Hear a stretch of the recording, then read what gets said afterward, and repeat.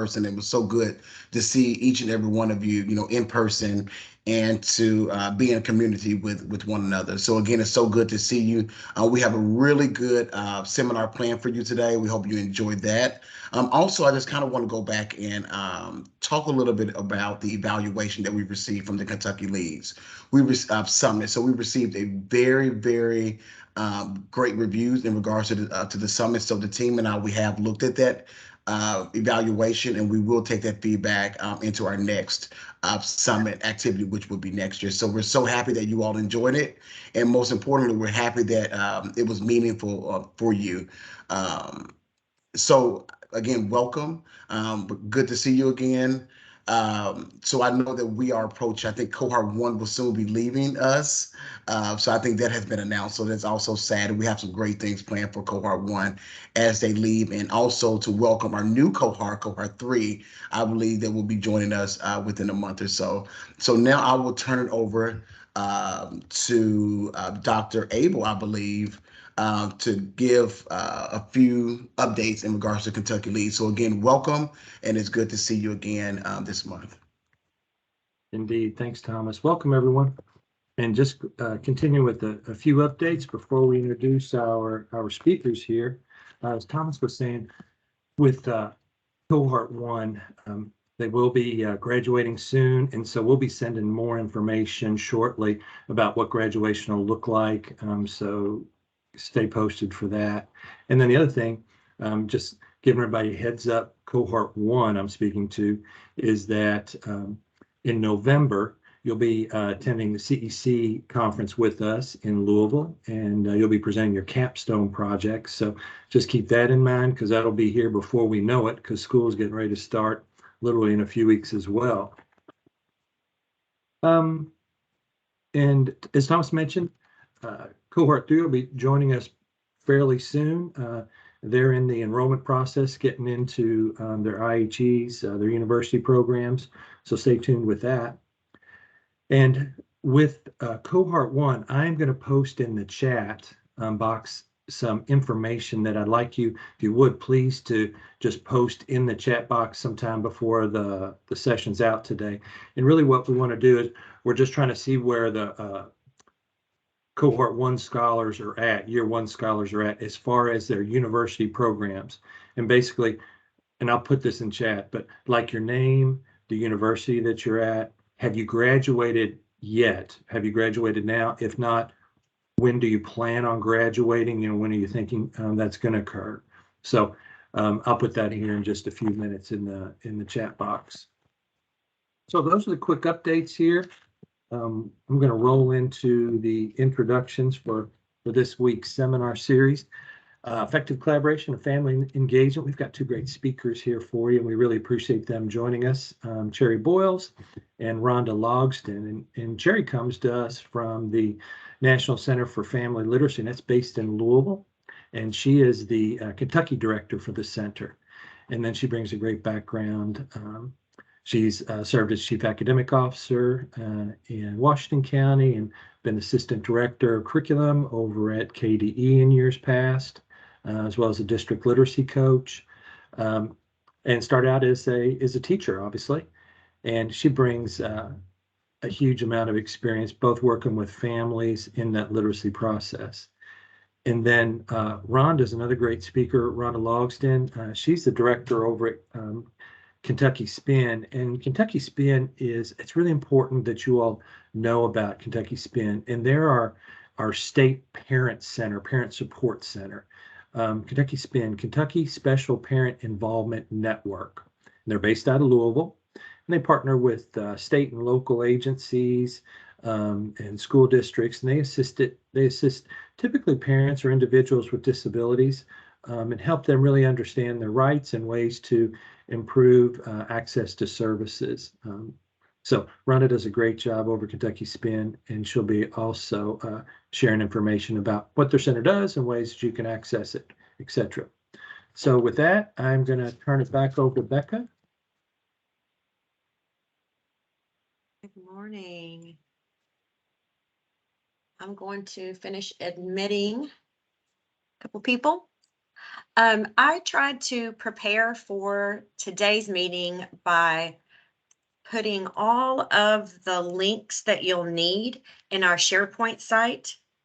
So if at any time you need to access one of the links that's mentioned, I'll also try to populate them within the chat as well. If you have any issues, just let me know.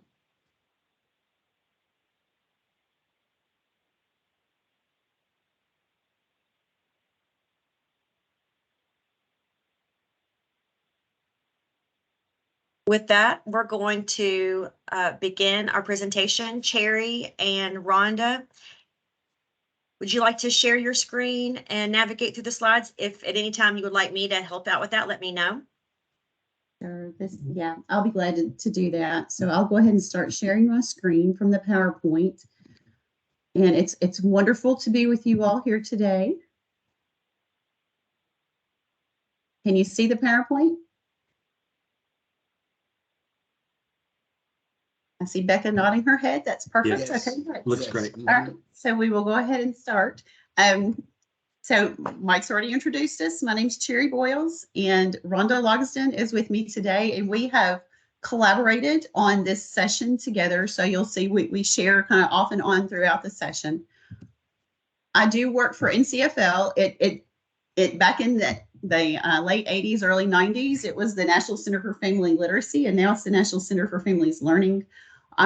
It is located in Louisville, Kentucky. We work all across the country with focus really on family literacy, family leadership, and family engagement. And so we work in efforts to support community partners, family partners, and school district partners. You can see here on the screen some of the work that we do. We have a 4-component family literacy work where we work specifically with children and adults around literacy. We work with teachers as they partner with their families in order to improve both some of the adult literacy and adult learning needs in a community while also helping to support children's learning. We do customized professional development across the country, and we can come into classrooms or districts however we're needed. And we provide family leadership institutes across the country. And so that's just a little bit about NCFL. Mike's already told you a little bit about me. I'm fairly new with NCFL. I actually introduce myself sometimes as the Chief Academic Officer for Washington County Schools. And so I still speak from that position a little bit as well. But today I'm here to talk to you about family engagement and some of the work and supports that we can provide from NCFL. And now I'm going to let Rhonda introduce herself. Hi, I hope y'all are doing well, and I'm so blessed to be able to be here with y'all. First and foremost, I'm a sister. 3 of my siblings have disabilities from the seen to the unseen, and all had IEPs throughout school and are smarter than I could wish to be.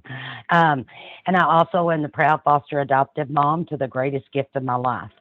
And I will tell you, so here in a little bit, I live in the middle of nowhere, so I'll turn the audio off or the video off so that I don't lose you all. But first and foremost, every one of us that work at Kentucky SPIN either have a disability and or are a parent or immediate family member of someone who has a disability.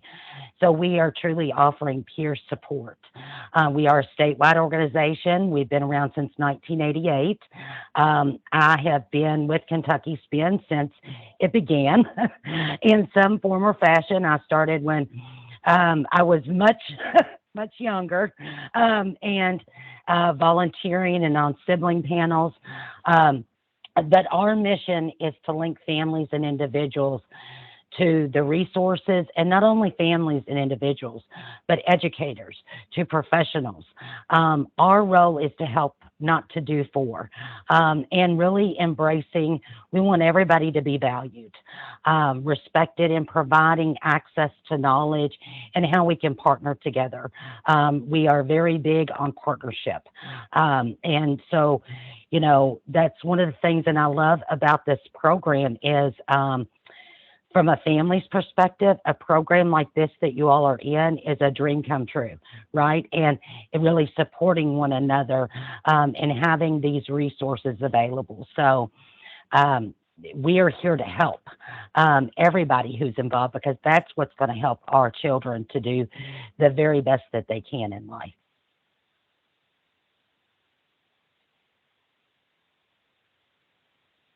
Oh, and I guess I should, I'm going to hand it over next to Sherry. She is going to, again, share with us the outcomes that we have here for today's session.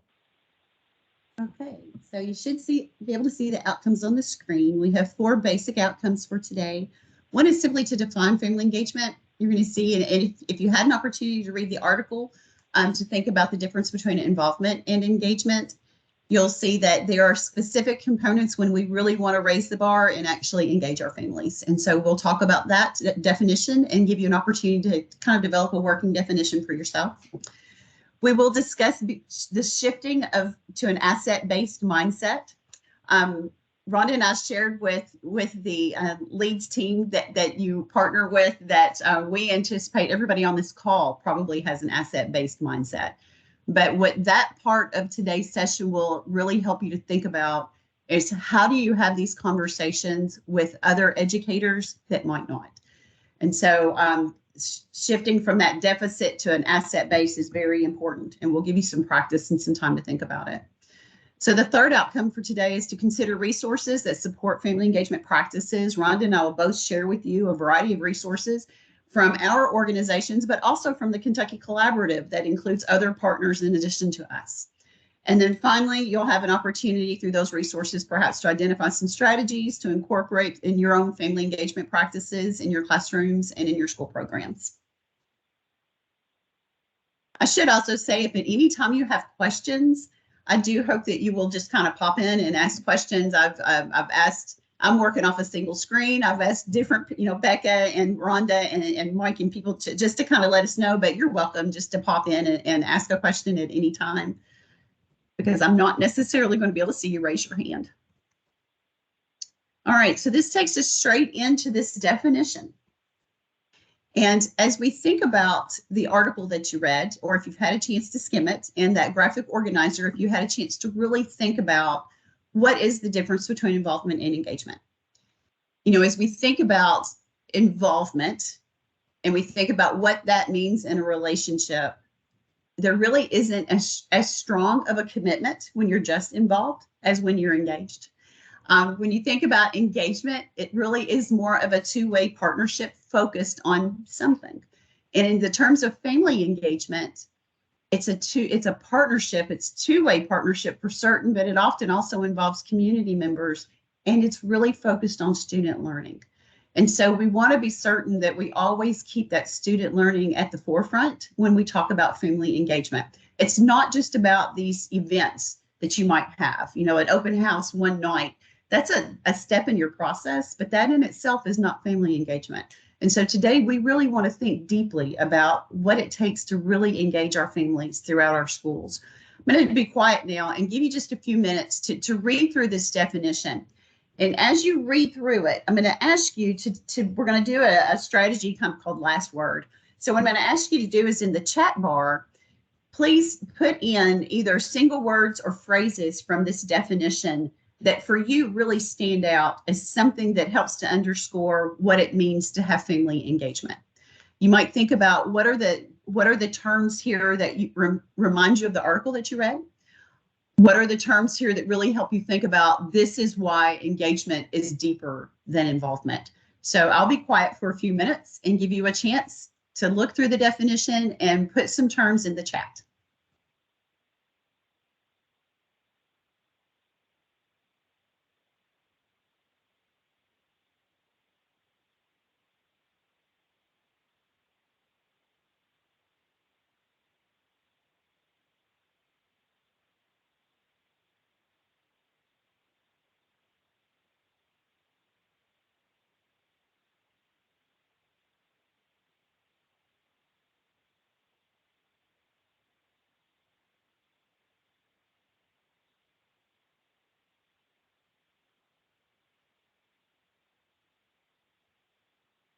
All right, and Becca, have figured this out, I think.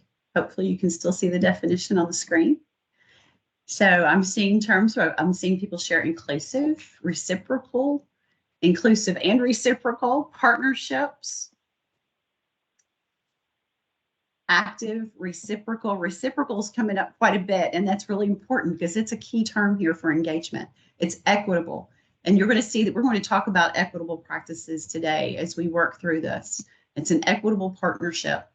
It is a partnership. There is not a role that's any more powerful in this partnership. And so sometimes as educators, we come in and feel like we've got to be the voice of, the leader, and we've got to control this.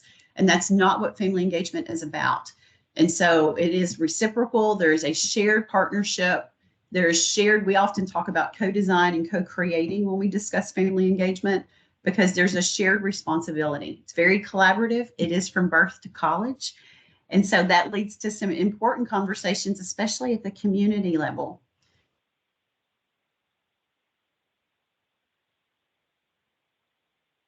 Partnerships, active, community.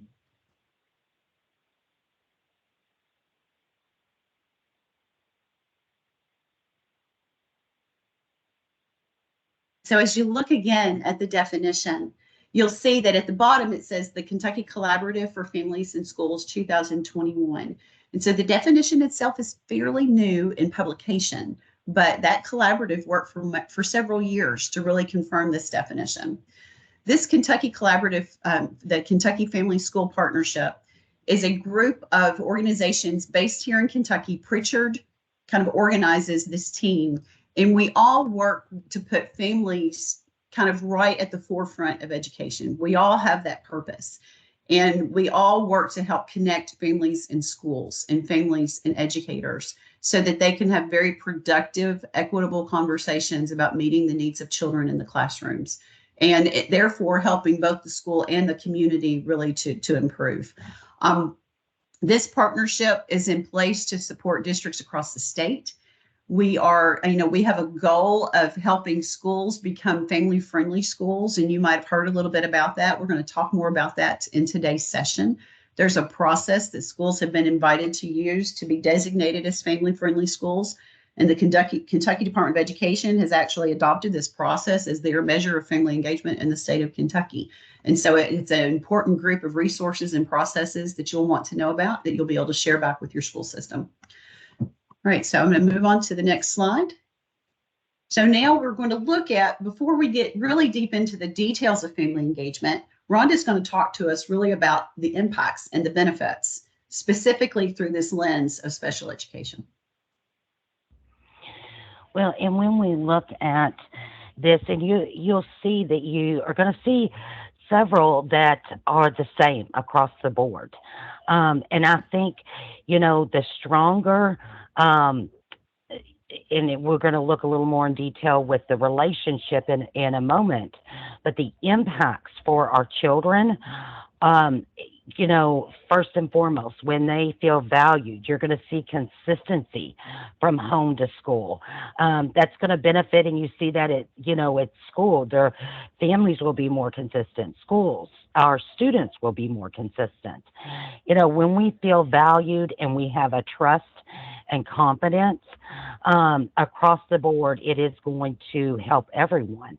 I think back, the times and with my child and with my siblings, the times where there was family engagement was when we had all of these aspects. And really exactly what Sherry was talking about, and what you all had stated and shared in the chat, is that everybody, it's equal. And that we all bring something to the table, and that we really work hard so that it's not only going to help with family engagement in school, it's going to feed over to every aspect of their life. And in turn, our children are going to be more successful as they go through. A huge thing is it's going to develop self-advocacy skills. The earlier we start, and we all know, right, is the earlier you can start, the better it's going to be for a child. And those self-advocacy skills are critical for them to be successful. When our children see us working together and where we have family engagement, a lot of times when I hear the term or people talk family engagement, it puts all the responsibility on the family, right? Is the family engaged? But when we are looking at this as equals, that we all play a part and have a piece of this, and in the responsibility of that, in turn, it is going to benefit everyone involved. Um, I'm a firm believer in, when you look at it, it's not just when everything's going wonderful, right? And in your roles as future directors of special education, it is going to provide, the more a family is engaged, the opportunity to problem solve. And I don't know about you all, but in my life, I have found that the more of us that are working together in partnership to resolve things, the better the outcomes are.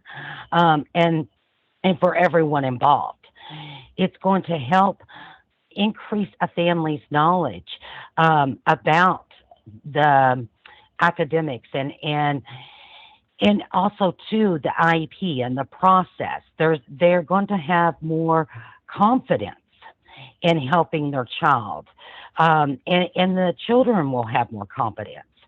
And really, when we look at the shift of attitudes and the way we approach things, is it's going to be in a positive manner, even when things may not be going very well, right? We're going to be able to come to the table to resolve those things. There will be an awareness and a mindset, many times, and I could be the first to tell you, I've approached everything in my life the wrong way, at least first. I don't know if anyone else can relate to that or not, but the thing is, we keep working towards it. So another thing that I think is it's going to provide, the more we are engaged with families, opportunities to where we can turn those negatives into positives, and really look at what we can do to make things better across the board. And you all are in unique positions as future directors of special education, where you can have direct impact on family engagement at all of these levels. And I think sometimes we see, we have to be so reactive, right? And, most of the times when we hear from families or educators, it's when something's going wrong, right? But when we have this family engagement, and in the role that you will have, you could have great impact in a proactive manner, if that makes sense. What are some of the areas, and again, I can't see chat, but I would love for you all to share with me. I know Becca's going to help us out here, is I would love for you to, if you all could state, what are some of the impacts that you feel for anyone here, whether it's a child, family, or school. If you could share, what are some of the impacts that you have experienced that you see, or where it would play a huge role in your future position?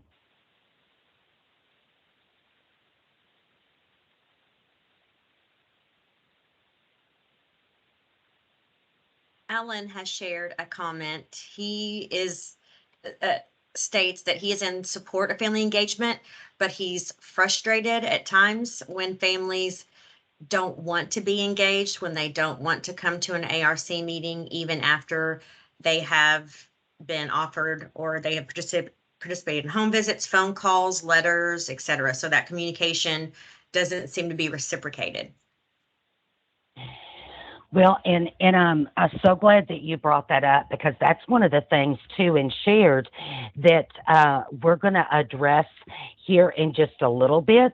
And I had noticed too, and I'm so very grateful for those on the, and again, Becca, I'll forget the exact name, but on the chat preparing for this that you all have set up, there were some questions that were brought up that I was so grateful in this dialogue that we're having, because it can be very frustrating.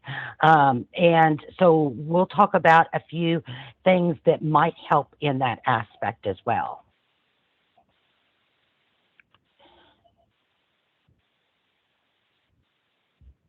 Okay, I didn't know if there was anyone else that had shared anything, or. I'm sorry, I was sharing the comment while I was on mute. Amy Howard shared that in ARC meetings, when there may be some contrasting opinions, having good relationships with parents who are engaged are key to making decisions for the child. So having that relationship present in advance helps problem solve. Absolutely. And that's one of the things that we work a lot with families and educators on building that. And how, again, it doesn't happen overnight, but that's some of the things when we are going to talk about here in a little bit about the different components. And later, you all will be in breakout rooms.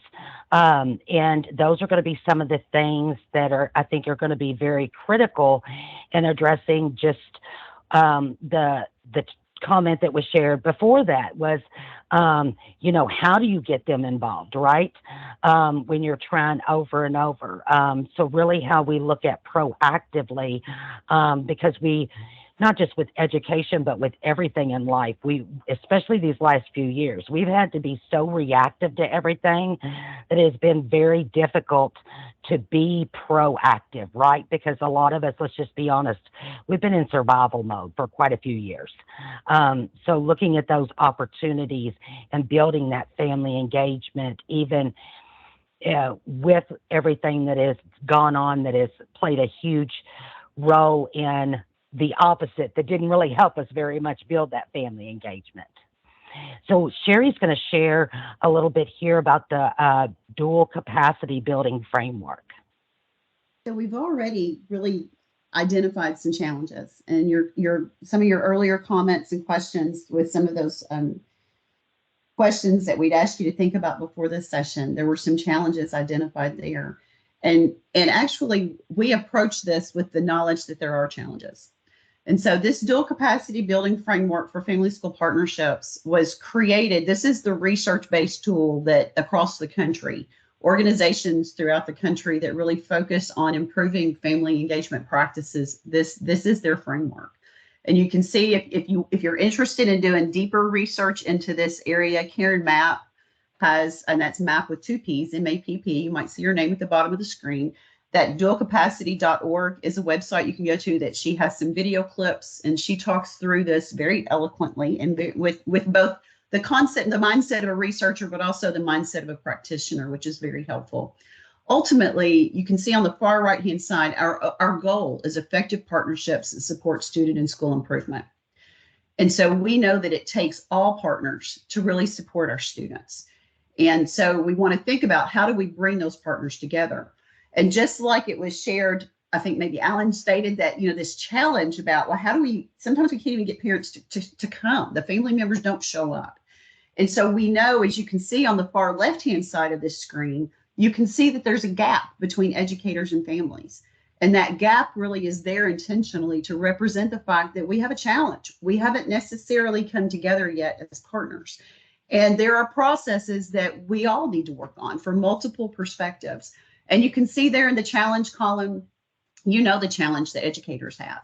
And so it talks about the fact that, we've not really necessarily been exposed to strong examples of family engagement. We may not, some educators may not see the partnership as essential because they've had to work for so many years without feeling like they had the partnership.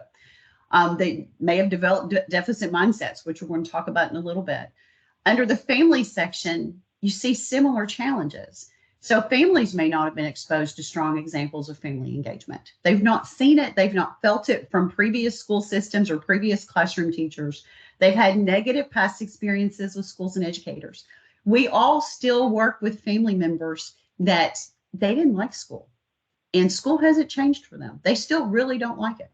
They're not comfortable in our buildings. They're not necessarily confident, and they don't feel like they have that self-efficacy when they're talking to educators. And so they approach it with that negative mindset, or that discomfort at least. And that's something we have to accept. We have to think about, what do we do about this? They may not feel invited to contribute to their children's education. They, in some cultures, actually believe, they look at us as educators, and they have high regard and high respect for educators, and they believe it's our role. So if we want them to be engaged with us, we have to find a way to bring them into the conversation. And in some cases, family members may feel disrespected, unheard, and unvalued.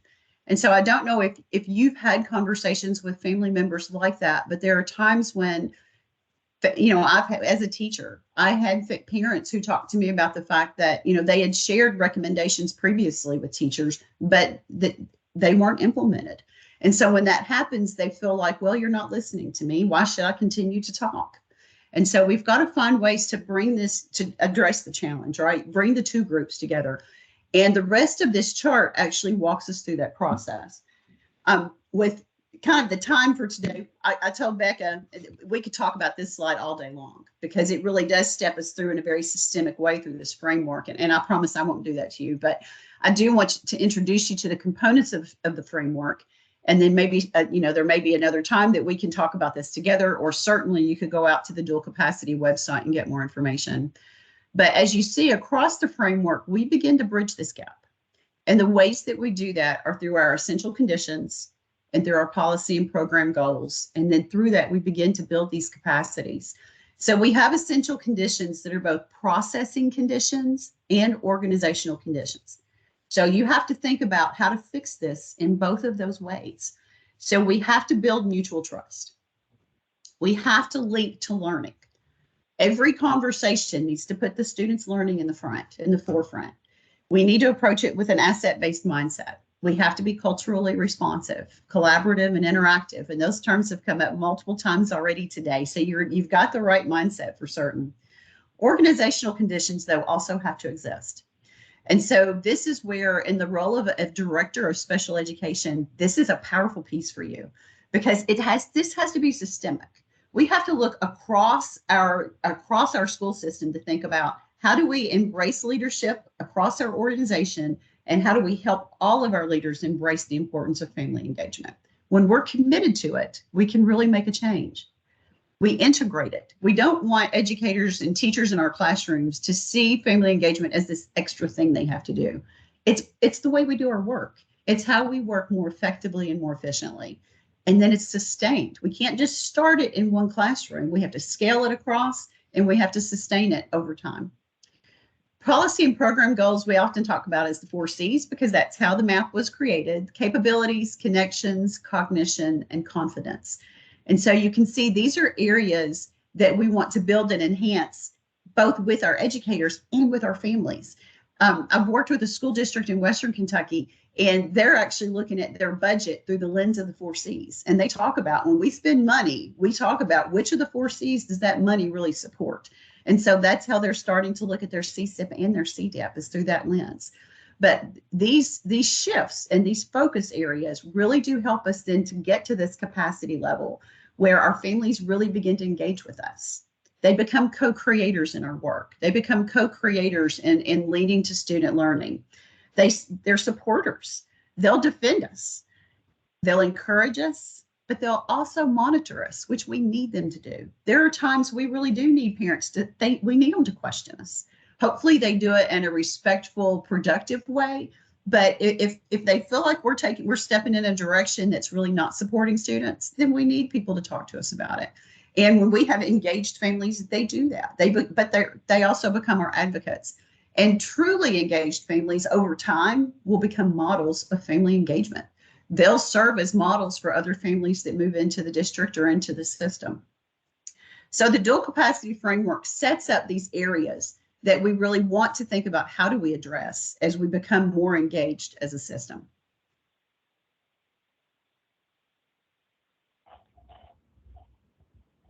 So as we looked both, and we've already talked about, one of the outcomes for today is to give you a chance to think about the asset-based mindset. The dual capacity framework identified a deficit mindset as one of those real challenges, one of those issues that we really have to address. And so Rhonda's going to talk to us a little bit about that now. Well, and when we look at this again, as I had said, especially over these last uh, few years, we've had to be so reactive with everything. And when we look at the deficit views and how we approach family engagement, um, is going to be critical, right? Is not, and the examples here are, families don't care about education. A lot of times, it when we look at this and with the deficit mindset, when it comes from that, we are judging it from our view, from our experience, right?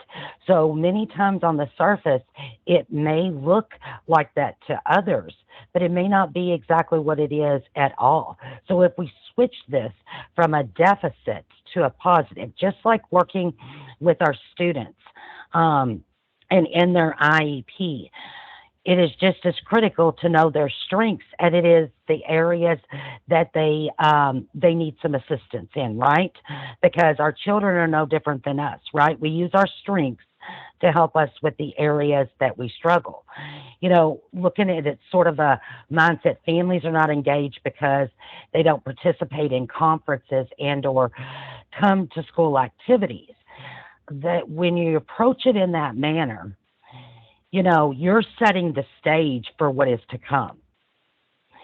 And I think too that when we look at, and there are a couple of ways, and again, um, Sherry had said a lot of it is maybe helping because there may be an in your future roles where educators are viewing it from the deficit. And so how do we support them so that they see it from the positive? So we're going to switch here on the next screening. You'll be able to look at, there's a Padlet, and we're going to look at three sort of deficit statements, and you can use the QR code there. Or the link I know that was shared with you all, you could click on that. So there are three deficit statements that you are going to see. And if everyone can kind of pitch in and on the Padlet, how do you turn that around to where it's not a deficit mindset based on those individual situations? So when we come over here, our first one we're going to look at is sort of how do we shift from this? A statement would be and Sherry's going to also share in just a moment where you all see the Padlet, but the questions parents question our goals and strategies in the IEP all the time. They are barriers to their child's learning. So that is a very deficit-based statement. What would be a shift in that to where it is a positive and it is a strength-based mindset? Another here is their child has a disability, but they never participate in school-based activities. The next one, although we work hard to include parents in our IEP meetings, they do not voice their opinions. They obviously don't care about their child's learning.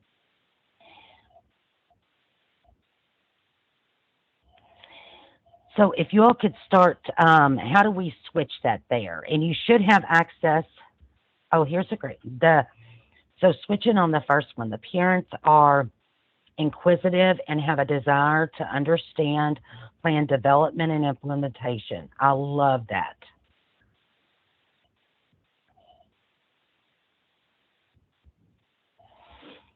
And on the same one, the parents see areas of focus that we haven't seen at school. We can have discussions to figure out how the areas we see at school and the ones they see at home align. Love that. Actively engaged. The parents are actively engaged in their child's education and want to provide input. Absolutely. The parents have ideas to contribute to the IEP development. Yes. The parents are strong advocates for their child. Parents have questions, and that is the first step to open dialogue, to have collaborative goals. Yes. Look at all of these positive shifts in mindset here. see how this is going to set the stage and how you can assist everyone in your future roles and in your roles that you already have right now within the school. Here's one on their child has a disability, but they never participate in school activities. The parents of our children with disabilities aren't participating in school activities. We should make sure we are meeting their needs and make them feel like they are a part of the school community. Okay, that just made my heart smile. I don't know who put that, but thank you. The parents may have barriers that we have yet to uncover. Yes, and that's one of the things that we're going to talk about too here in a little bit. Parents may not know how or where they can participate. Yes, the parents may perceive barriers to participating in school-based activities. We should converse with them to make sure they feel supported in their participation here. I love this. And we'll go over here to because there are so many wonderful ones. And I want to come back later too, to view this, because I think that this list here will help all of us in the work that we do, tomorrow and everything. So, although we work hard to include parents in our IEP meetings, they do not voice their opinion.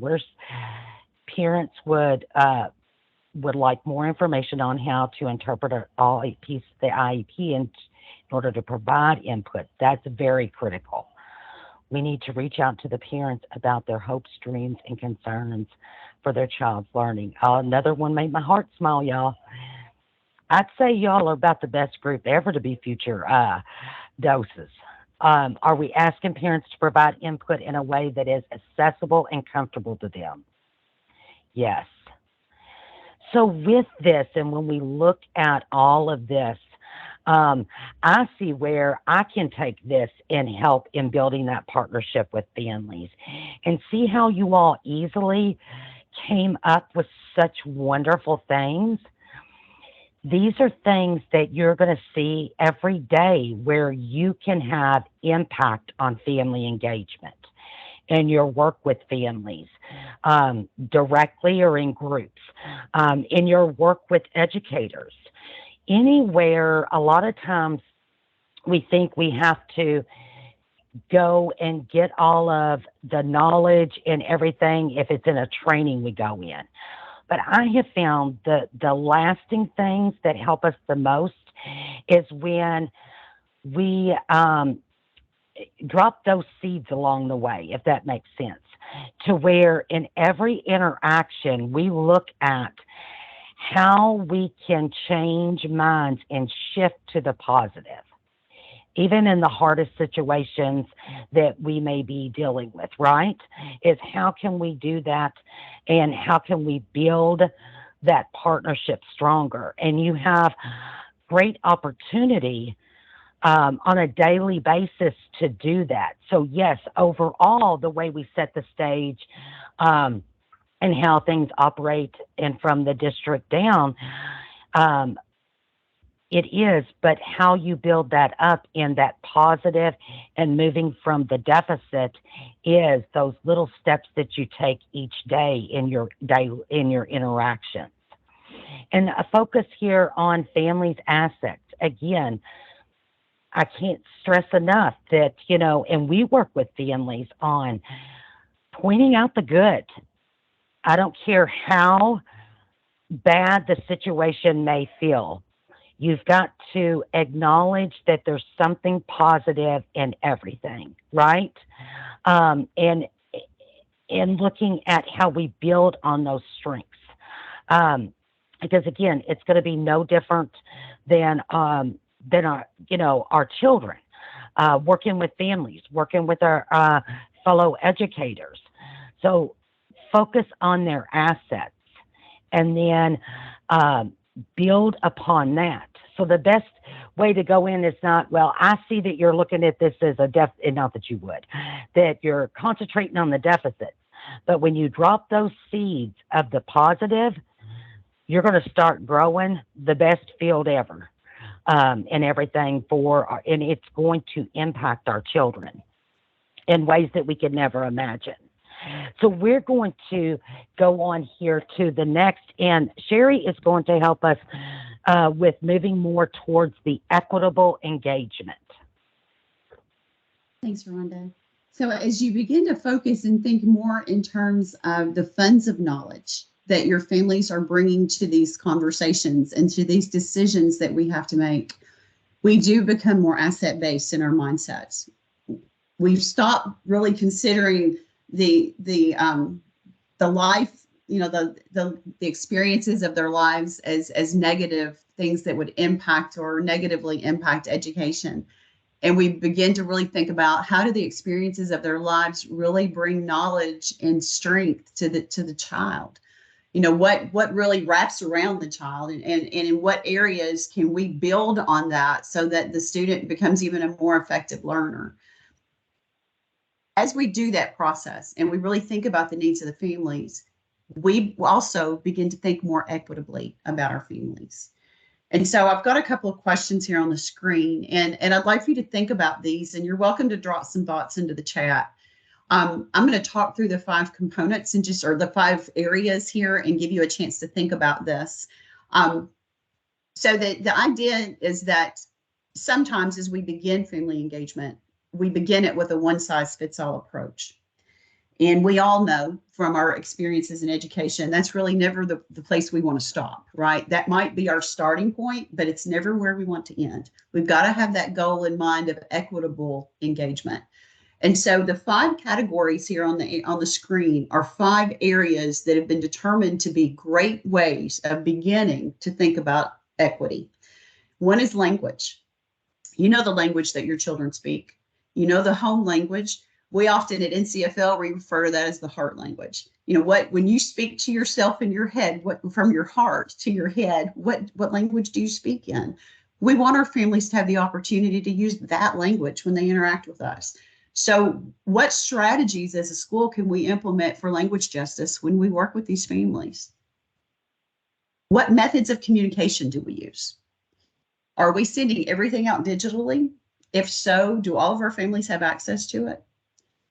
If we send out written material, can all of our families read it? So we have questions we really need to think about when we realize a family, for whatever reason, is not engaging with us. What are we going to do about it? How do we talk to them? When is our programming? What programming do we have available? Do we really try to meet the needs of all families? Do we have programs that would invite them in? And so not just a sports event and not just an open house or a math night. What are ways that we extend to really begin to listen to the voices of our families, the challenges that they face? Maybe they want technology support. I know in my district, when we switched to remote, that's what we found immediately.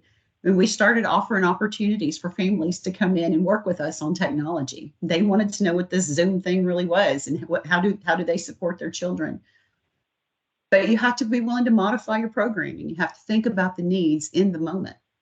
Scheduling. Do we schedule opportunities for families to join us when they actually can? Sometimes, you get to see patterns in attendance of families and partners, and you realize, well, they never come at certain times. Well, maybe they can't. And in some cases, they're not comfortable telling you that. So open the conversation, give them an opportunity. I recently was working with a classroom teacher, and she showed me her beginning of the year information that she sends home to parents. And it asks them, when's a good time for us to talk? How do you prefer to talk? Do you want to meet online? Do you want to talk over the telephone? Do you just want me to send you an email? So she gives opportunities in the beginning before she's ever even met the child. She wants the parent to talk to her about how do we schedule so that we are partners in this educational process. Also, location. I don't know if your school systems use home visits. Some do. Hopefully, if you're using home visits, you're also supporting teachers and how to do those home visits effectively. That it's good to collaborate so that people aren't made uncomfortable. They don't have to go alone, things like that. So there are considerations for home visits that we can talk about. Often, though, community visits are using other locations are more comfortable with families. And so to use a park or to use some kind of a community center where you can have multiple educators available and families can come in. As we talked about before, sometimes just stepping into a school building is difficult for some people, even as adults. And so perhaps the location could be changed. But think about equity. How do you meet the needs of families as you engage in these conversations and really begin to develop this relationship? Give them the opportunity to share with you, here's what works for my family, and then see what you might be able to do in order to meet their needs.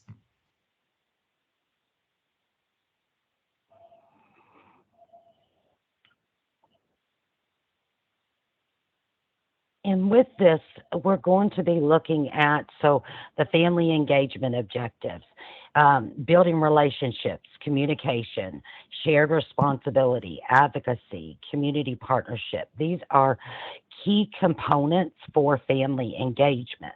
And Sherry's going to step through here and give the definitions. And then for each of those, after that, we'll have some conversations under each one of those and how they may have apply in your role.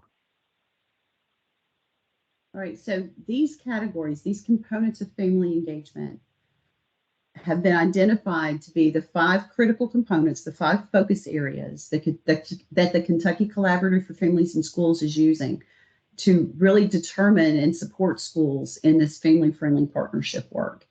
It's based on national research. And it really, these are areas that as a school system, you can begin to think about where are our strengths and what do we need to develop.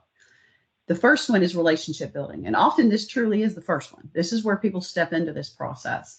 And so you can see on the screen, staff build productive, meaningful relationships with students and families to build trust and confidence and partnerships. This is an area where you think about welcoming environment. Do we have a welcoming environment in our school? And it's not just what you have posted in the hallways. It's how people interact. How do people treat each other? Do you have staff in the school that really do welcome in? We have safety and security, and that's for a reason. But it doesn't have to feel like it criminalizes visitors and guests, right? And so have a welcoming way that they can move through that process and feel like they're comfortable in the building. We want to be culturally responsive. We want to include our families as co-creators in work and have an asset-based mindset. All of that helps to develop this relationship building. And they're all considerations for this component of the work. The second focus area is communication. So you can see on the screen, and we've already said several of these. We want it to be constructive. We want it to be two-way. It has to flow regularly, so it has to be sustained. And you have to be intentional about this. You want it to be linked to learning always. You want it to be interactive with a variety of approaches to meet the needs of all of our families.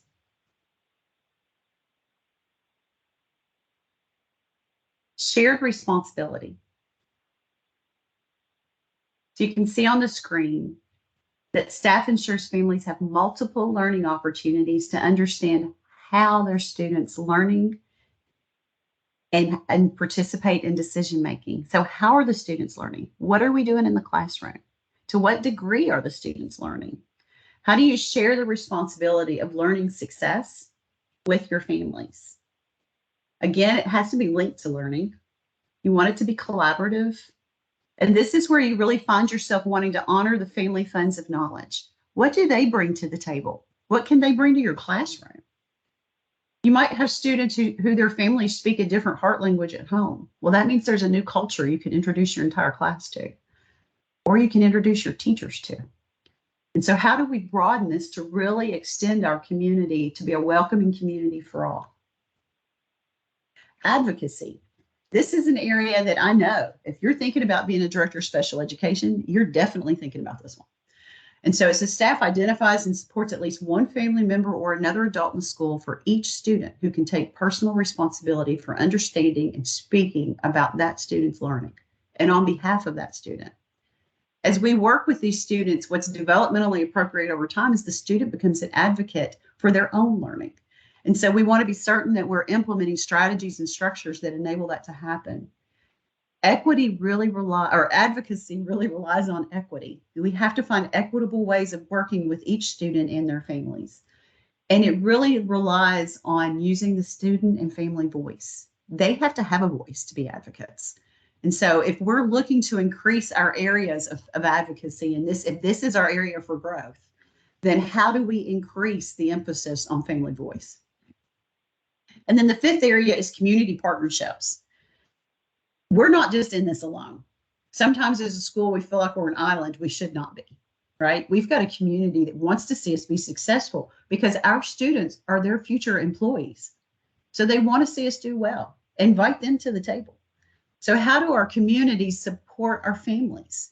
What can they do to help us have a whole child approach and improving both our school, but it also improving student opportunities?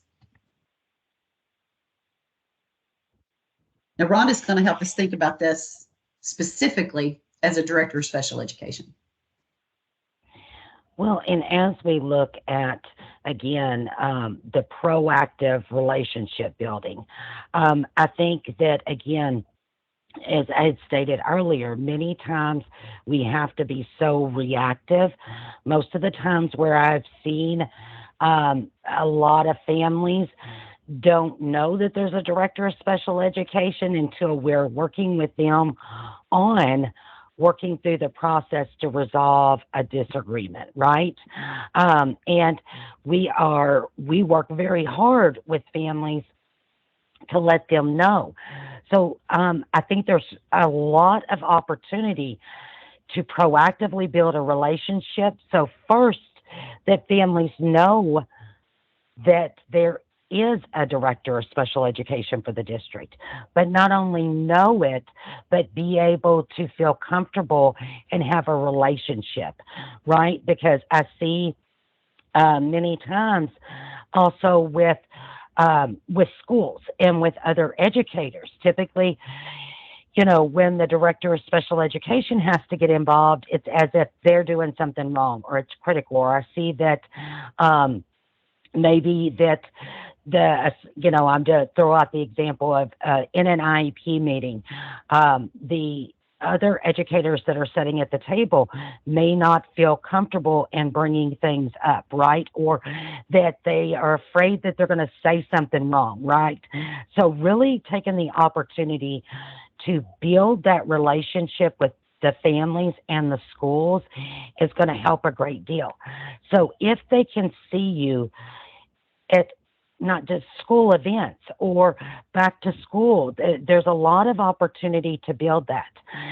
One thing too that I do know is that when you're helping other families, how you helped them and other educators is going to feed over to other families. So a perfect example is that we know word gets around, right?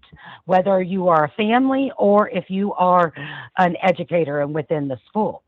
So again, those little seeds that you drop in building that is going to help you along the way. I think too, there's so many opportunities as a future director of special education that if we get the relationships built, it is going to, there are going to be less of the reactive times that you're going to have. And really looking at the open door policy, the two-way communication with families and schools. We want everyone to know that that we're in this, again, the shared responsibility, in this together, that we all have a decision-making role. And that we all have critical information. So the more that we can build that, and again, it set the stage. And Shasta and I always, when we present and working with families and educators around the state, it's huge to practice what you preach, right? So, and when we work with families, showing them how to do that, showing them how to build that proactive relationship. Again, a lot of times I see that the only time that a director of special education is involved when there's an issue and it's to come in to fix it. And again, that's not going to help to build the family engagement. again, I understand too all of the responsibilities that a dose has, and how the students and the schools. But anytime that we can help to foster that and take opportunities to meet families so that it's not when there's an issue that then they come to the dose, I think is going to be critical in building the family engagement, but that also too it's going to help you when there are issues. Advocating for families, really looking at how, because a lot of times from a family's perspective, it can be very overwhelming going in because it doesn't feel equal. Not that anyone has made us feel that way, right? Or that anyone has intentionally done that. But there's an imbalance. So any way that we can help support our families to advocate for their children, and again, we shared here, there's past experiences that play a part in. Many of our families, many of our parents have disabilities themselves.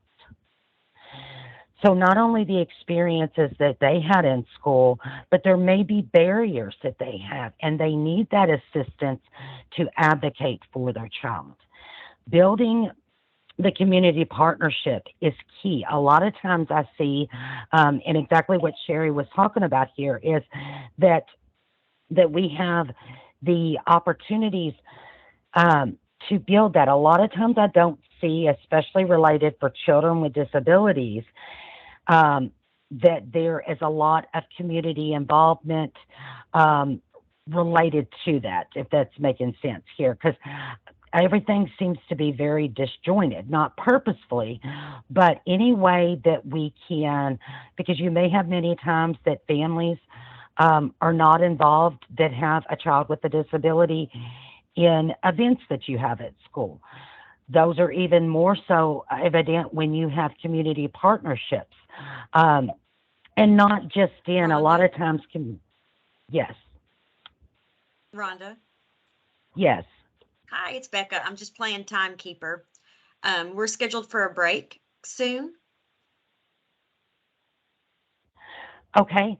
Well, and what we'll do here is, and it's a good thing you keep track of me here because I could ramble. I've been known to ramble quite a bit. But look at the opportunities, especially to build that partnership with the community for our children and families with disabilities, because not only is that going to help immediately, that's going to open the door for when they transition to adulthood and they have opportunities before them that they don't have right now. And you could play a critical role in building that partnership. So we're going to take the 5-minute break now. Yes. And then when we come back,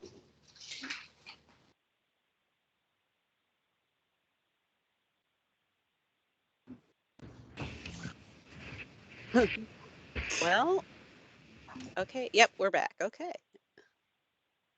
It's always a little jarring when you have your camera open and your microphone open and you're in a small room, and then all of a sudden your camera's open and your microphone is open and you're with 50 people instead of 5. So It's good times, good times. let me make sure all of the rooms have successfully closed. It looks like they did.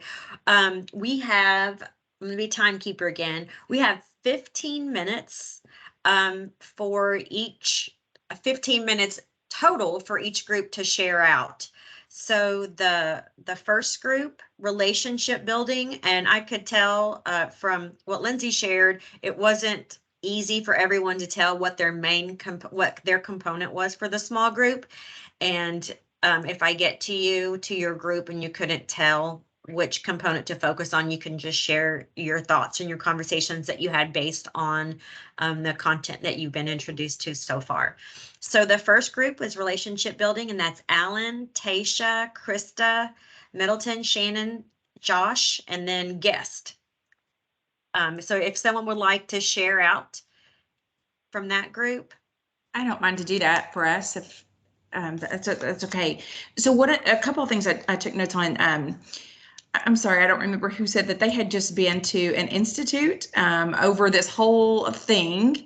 And if you want to unmute and tell, because it was a big deal, maybe in Colorado, I think.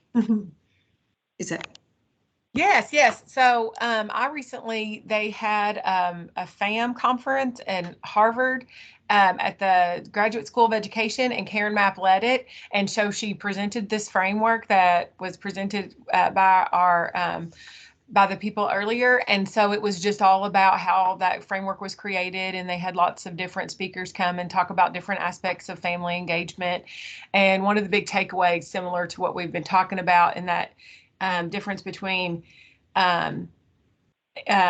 involvement and engagement, in that instead, one of the big analogy that they used is when you're making a cake, family engagement isn't the sprinkles on top. It's a key ingredient to making the cake. It's part of everything you do. It's embedded in everything. And until we really come together, that's how family engagement is, we're not going to necessarily see those benefits of our efforts. And so with that, one of the things that she shared too is that they talked about how with safety in mind, but trying to create these areas where parents and teachers can meet within the school, like right up front, that is still in a safety zone, right? So like almost like a coffee shop, or like a little seating area where the parents and teachers can meet to talk about various things, and it be safe, and parents not be roaming the building and that kind of thing. And we also talked about exploring more community-based places to meet. I think many of us have found neutral grounds within our district to meet, right? So it might not be at school, but maybe at a central office or an annex building or something like that. But maybe further exploring a community building or the public library, something that is just totally neutral for all parties involved, both school and home. And we really liked that idea. And we talked a lot about, how teachers feel like sometimes that it comes across that parents don't care about their children, or maybe don't love how could they if they're doing this or doing that, or and that's probably all crossed our minds. And we just come back around to care and love look different from when it's given by different people. And so just because someone's not caring for their child or loving for their child in the same way that we are, that does not mean that they don't love or care about their child. It's different for everybody. Great, thank you. Group 2, communication, that's Amanda, Lindsay, Melissa, Ashley, and Abby.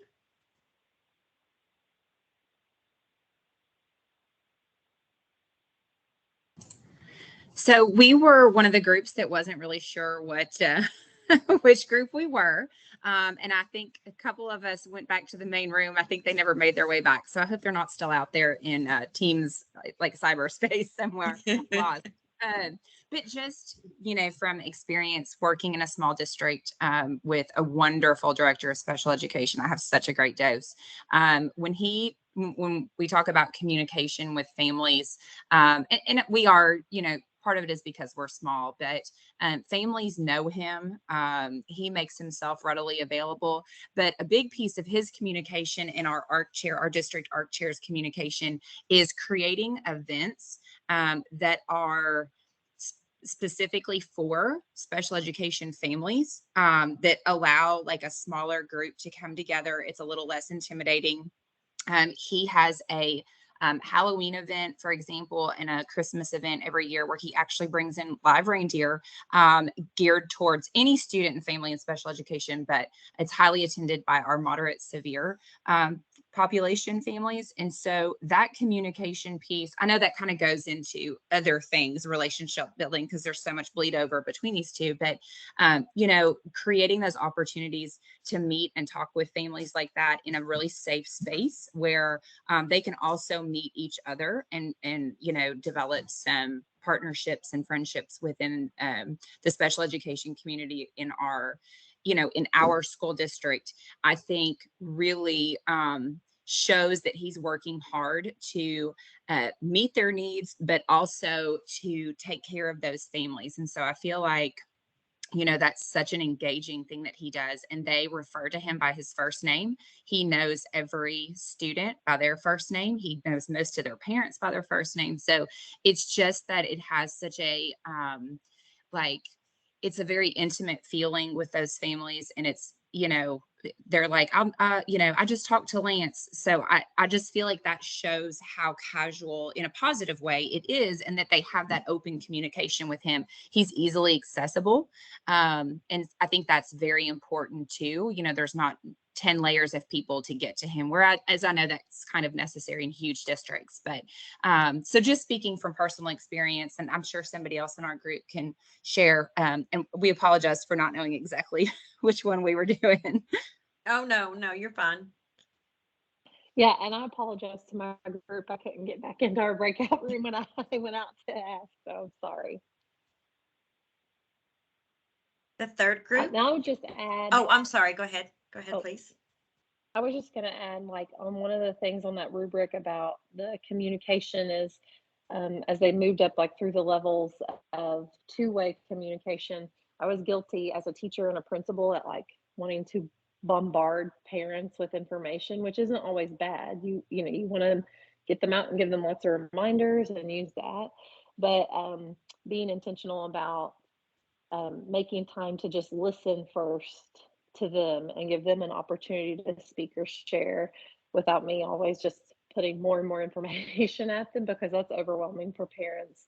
Being intentional about just assuming their positive intent. I think someone even said that in the first group about just because it looks different for every family. And so doing preschool home visits with preschool teachers was so eye-opening and worthwhile to me. And that really helped me, or even like our first steps transition meetings, that was very helpful for me to go in with a mindset of like listening first to understand them before I started giving them all the information.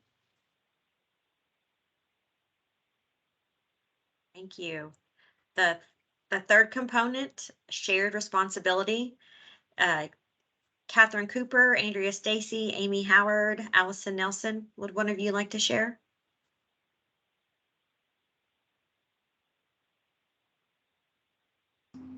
Sure, I can share.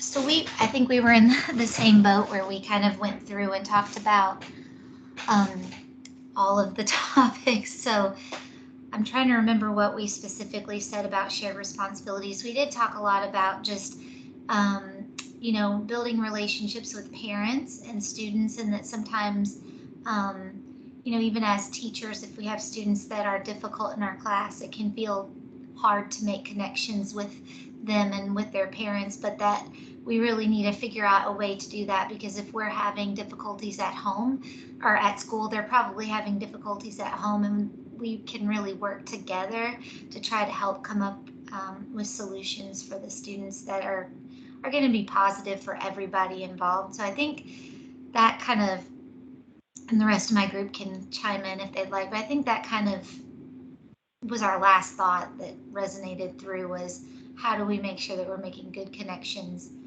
so that we're able to help each other out.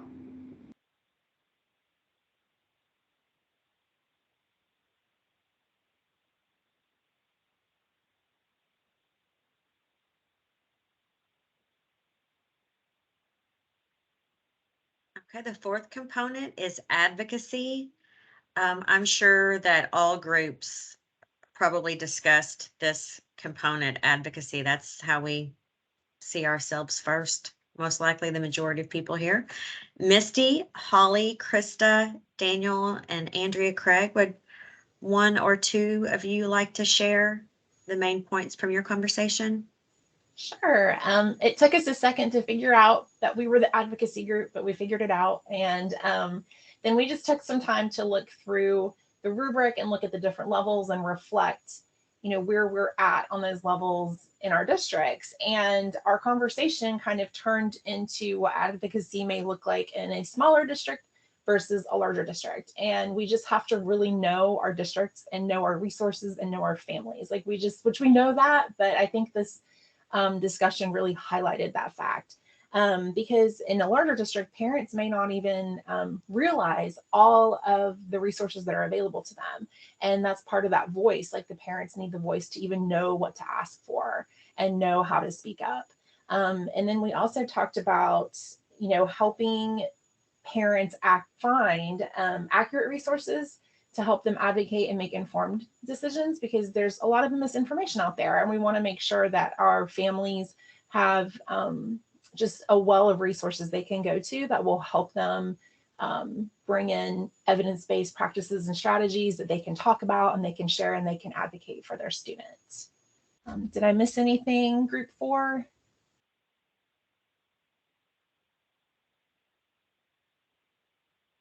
Thank you. Group 5, the component is community partnership. Hannah, Stacy, Miranda, Jen, Paige, and other Stacy. Would one or a couple of you please share out?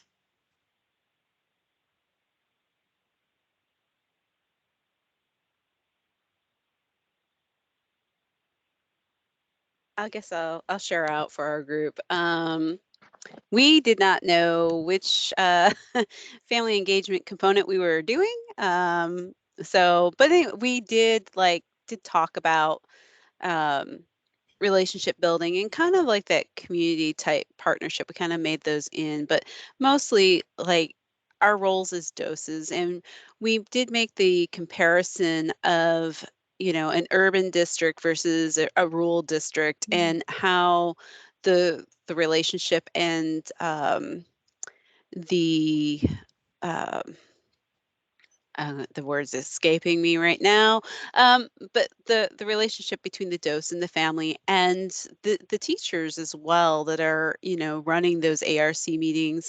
In a more urban district, when you have several ARC meetings, it's really hard to have the dose have the same relationship as someone who is with the student the whole time, who's able to build a more inclusive relationship, where the dose can definitely be there and have a relationship, but I think it's much more difficult to have the same relationship, especially like I use New York City as an example. When you're in a city that large and you are a dose of an area, you could have potentially like just special education students, 1,300 students. So you're not going to be able to have those same type of relationships as someone else. So, we did focus on the fact that, it's a partnership with not only the parents, but also the staff that you are with, and that you have to be able to trust and build on those relationships differently. Not given, I guess. I think I've got most of, but I mean, we did talk a lot about, just different types of relationships that a dose would have to have with not only the parent, but also the staff as well, and being an actual servant leader in those roles. Did I get everything, guys? I think so. Great, thank you. Thanks everyone for sharing out your thoughts from your small group. Does anyone have any last thoughts they want to share before I hand it back over to Cherry and Rhonda? Okay, great. So for the next section, I'm going to hand this back over to Cherry and Rhonda, and they're going to share some resources with you. Make Great, sure. thanks, Becca. Well, can I just say how wonderful it is to hear all of that? I was so excited, and I was on pins and needles waiting for to hear back your all's discussion. And, I mean, first, you're amazing. And looking at all of this and how we play a role in just how we go about different things and the observations, and how we work to improve things. One of the things here that is a great resource through the Kentucky Collaborative is the Kentucky Family and School Partnership Self-Assessment that will guide schools through the components. To assess where you're at now. There's a link that you'll have access to. And I think it's important, to look at, so where are we now?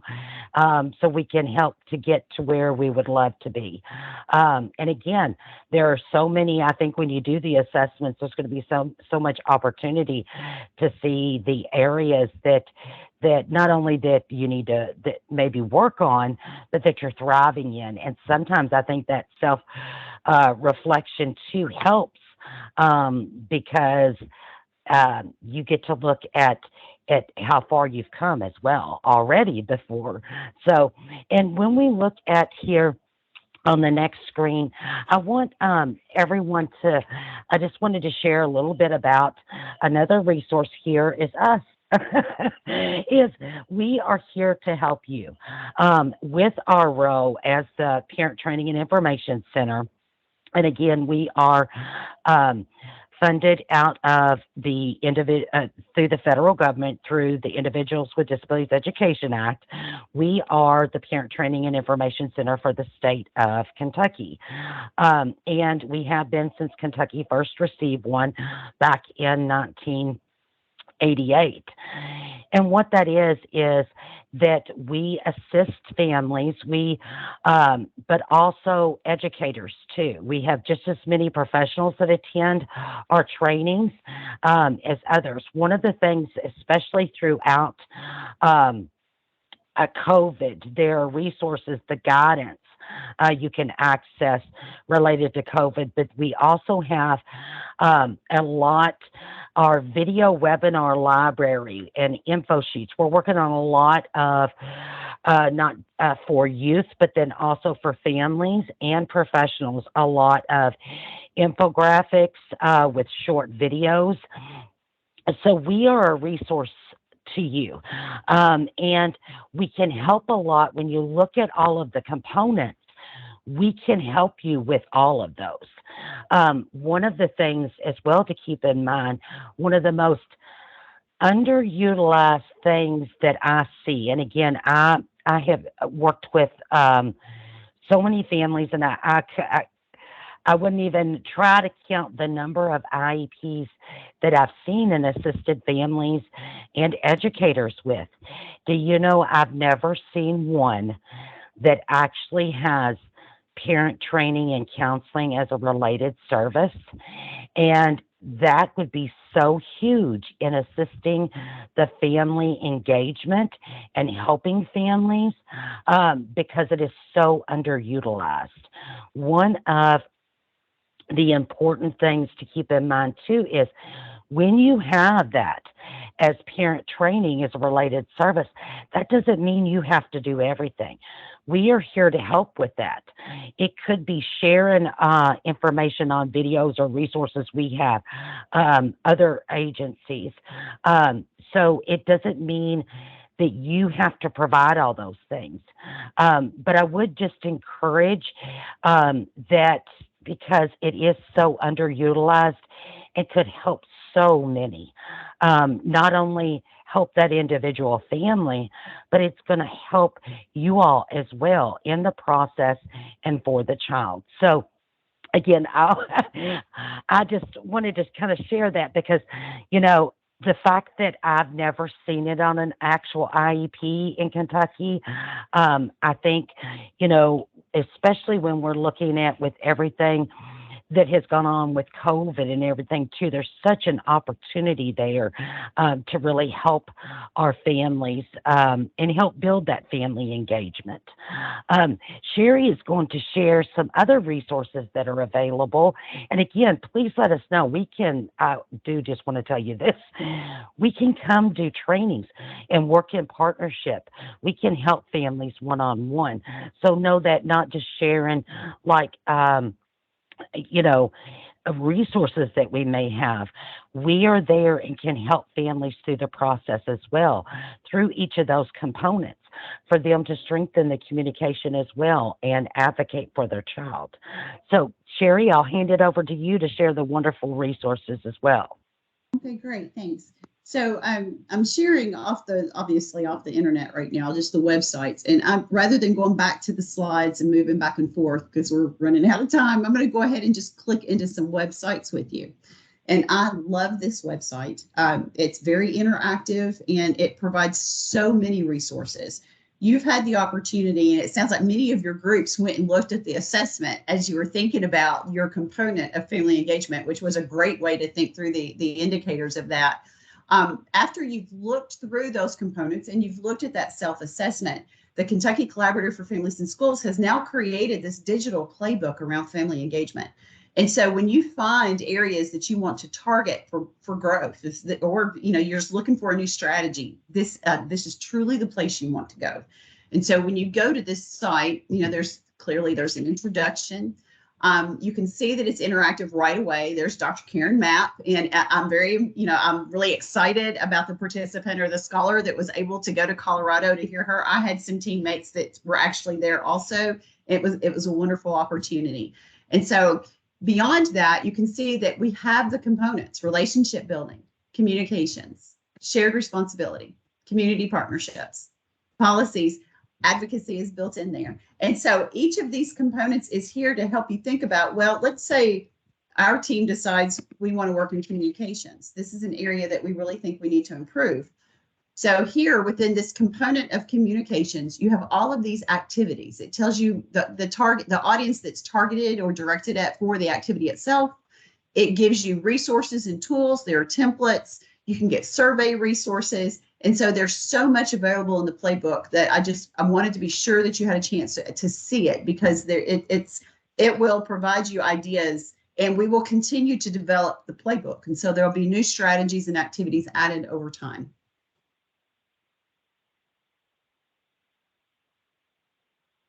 I'm going to stay on this website now for a second. And so I'd love to see, if you know Wonderopolis, to have you be able to chime in here, but I'm afraid we're going to run out of time.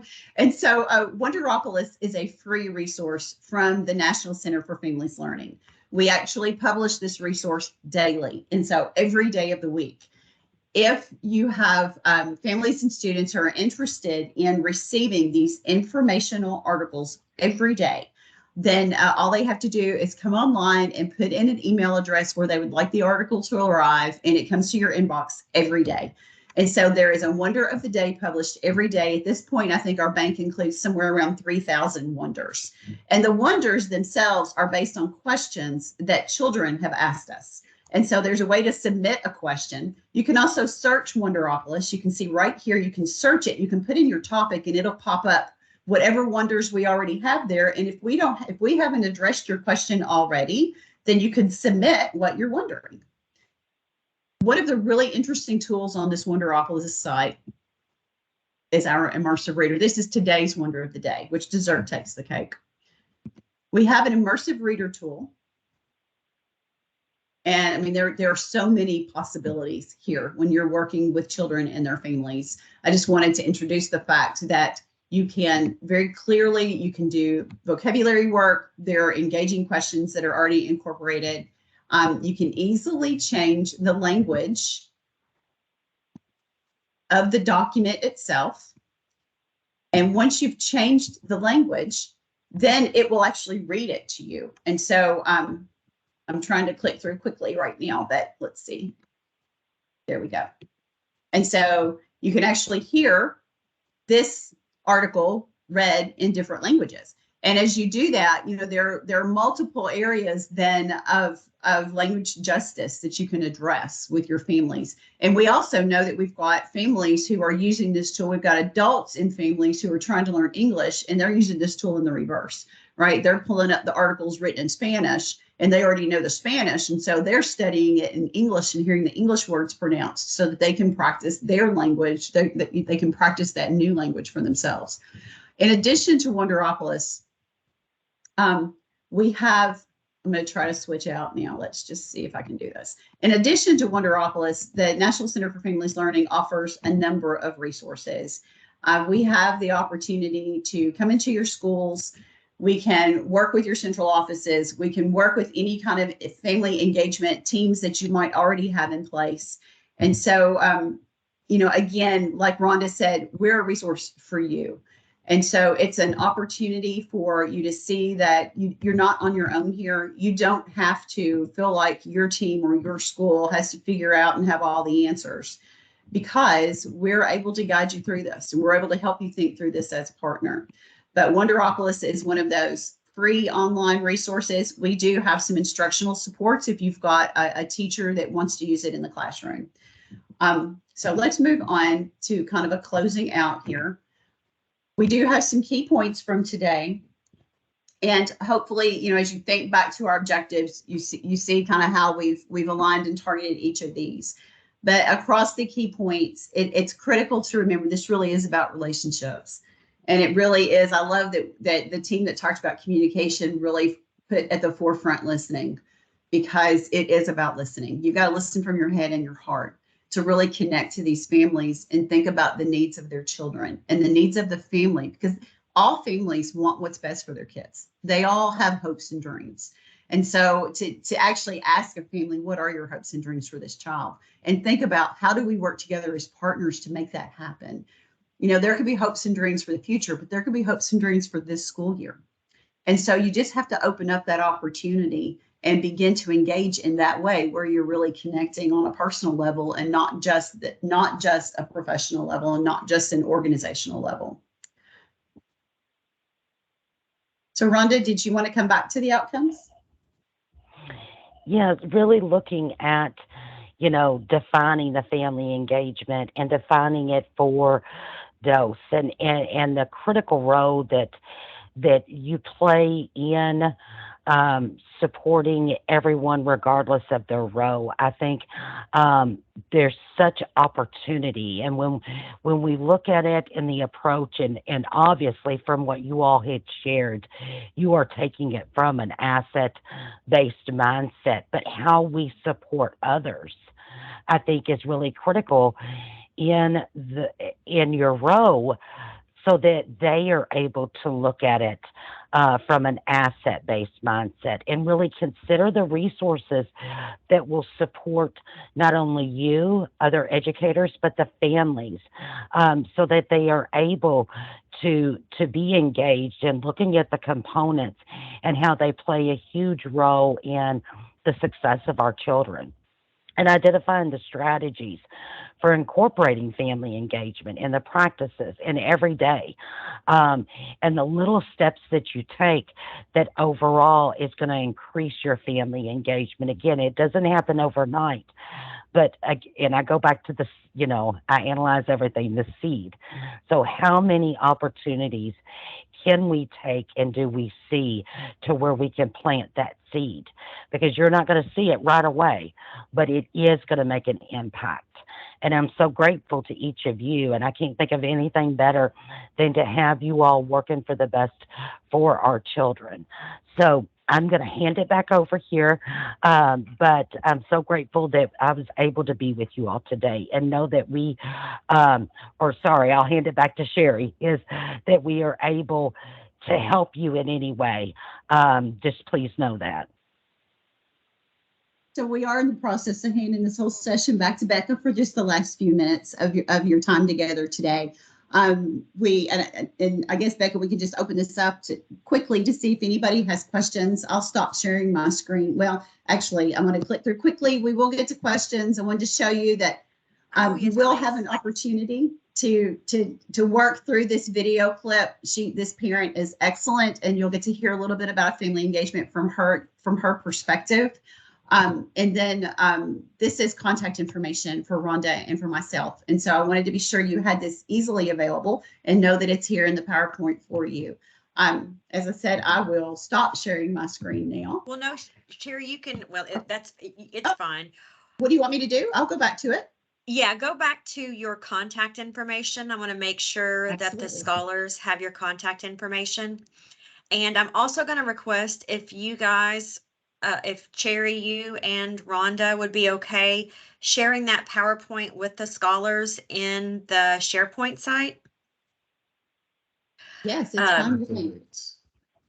There, scholars, you'll notice within the site, as you can tell, they have so many good resources to share, and we had a hard time trying to decide what was going to make the cut to share today with you and what wasn't.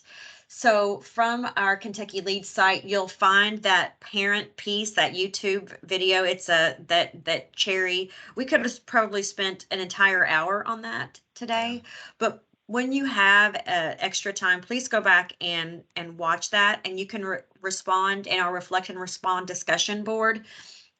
Looking at the responses to the Padlet, the shifting mindsets, I see all of the big hearts that you have. I'm never disappointed with this group. Just the heart capacity is huge.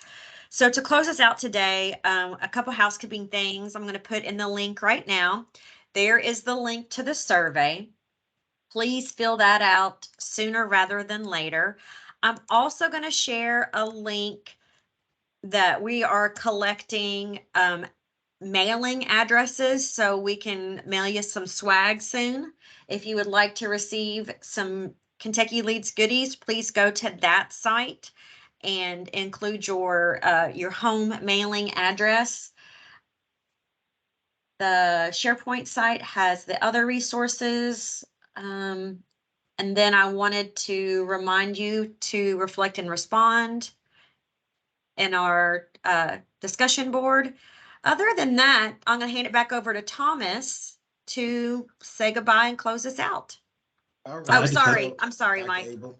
That's okay. Just a quick one. Just to remind everybody, I reposted in chat for scholar cohort 1, year 1 scholars. If you could just fill out the information there in the chat box. When have you graduated yet? When you plan on graduating, your name and your university. That'd be wonderful. I had a few complete that, but we don't have everybody yet. So it'd be great if you could before you wrap up today. Thanks. Have a great one. And Stacy asked if do you want us to email that to you? That would be helpful. No, it wouldn't, because I think we're going to lose the chat once the meeting ends. I'm going to download it here. Oh, awesome. Okay, so just put it in that chat then. Thank you. All right. Does anyone have any questions or final thoughts, comments before we get to our Saturday? So I just want to end really quickly, Becca, if you don't mind, just to thank again Cherry and Rhonda for participating with Kentucky Leads today. We really appreciate your presentation. Very, very good information, and I know that our scholars appreciate that. And also, we appreciate you scholars for taking our time on this Saturday to spend a time of learning, I would say. But it's been a great time of learning, and also for those in districts to say have a great. For those, because I know some are starting very soon, to have a great 22-23 school year, going into another year. So again, have a great school year, and I will end with that unless Dr. Abel or Becca has anything to add. We're good? Ready for Saturday. Ready for Saturday. All right, you all enjoy your Saturdays. Thank you, Cherry. Thank you, Rhonda. Thank have you. a This was a question, great and- way to spend a Saturday morning. Abby?